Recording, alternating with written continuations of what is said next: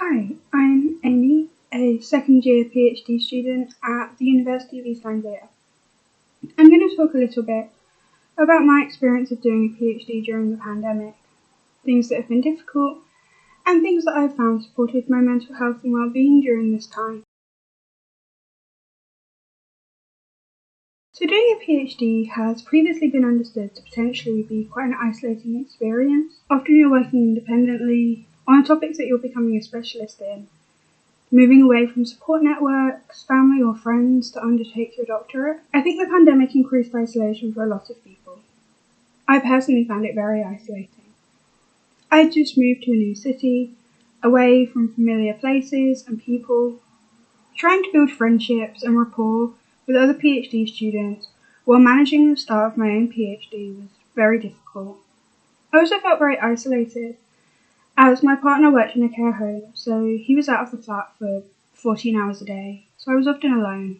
It didn't help that a lot of the guidance from the government and those making the decisions within the university seemed to forget that PhD students existed. The support and rules for undergraduates often didn't reflect the reality of PhD study. One thing I found to be helpful was finding that there was a lot of support through online platforms, especially Twitter. There's loads of PhD students online, and a number of very supportive communities such as PhD Balance, Smart N, the Student Mental Health Research Network, and various Facebook, Twitter, WhatsApp groups that you can build real connections within.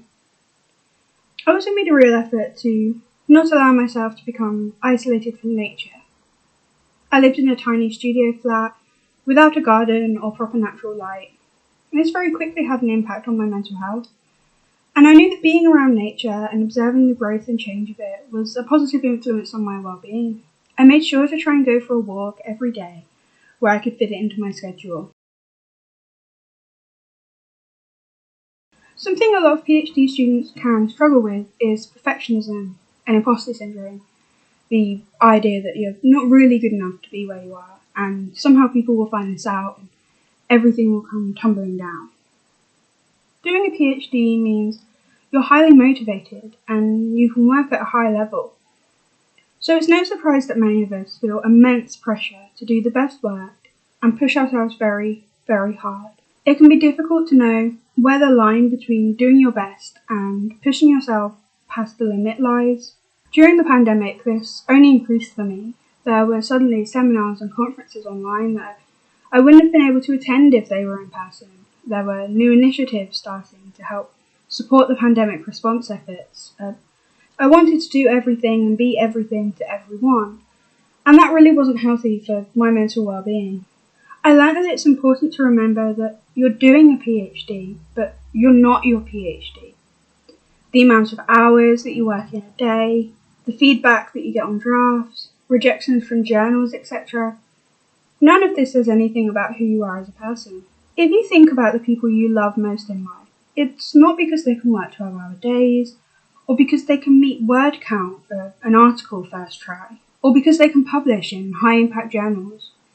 It's because they're kind, or funny, or caring, none of which can be summed up in a PhD thesis. The PhD can feel like an all-consuming monster, but it isn't. It's your current job. It's okay to take time off. Use your annual leave if you have it. Take your weekends off if you can. You can't be the best researcher that you could be if you're burnt out and demotivated. It's okay to rest. I found during the pandemic that my PhD became all that I did. It became easy for me to forget the things that I enjoyed, and that stopped me from being able to de-stress. Before the pandemic, I'd often spend my free time doing embroidery, which is my outlet for stress and something that I find very creatively fulfilling. My partner picked up on the fact that I hadn't been stitching, and so I made a real effort to schedule in time for embroidery as my hobby. It can be easy to push hobbies and relaxation time to the side when things get stressful. But I found the stressful times were when I needed my creative interest the most. For me, making something with my hands and having complete creative freedom allowed me to relax, and also allowed my brain to focus on something that wasn't my PhD. I found once I'd gotten past feeling guilty for taking time to do things I enjoyed, I would finish an embroidery piece more motivated and often with a new perspective on my PhD work. I work well with structure and deadlines, so I specifically schedule in time for my hobbies now. Otherwise, I just wouldn't engage with them. I think my experience of doing a PhD during the pandemic has taught me a lot about what I need to do to keep myself well. Doing a PhD can be difficult, stressful, and it can feel like it's taking over your life, but it's the little things like going to feed the ducks, taking the afternoon off if work just isn't going well, and doing something creative instead. It's these small things that I've built into my schedule that have got me through the pandemic and have made my PhD a lot less isolating and also made me a lot healthier mentally.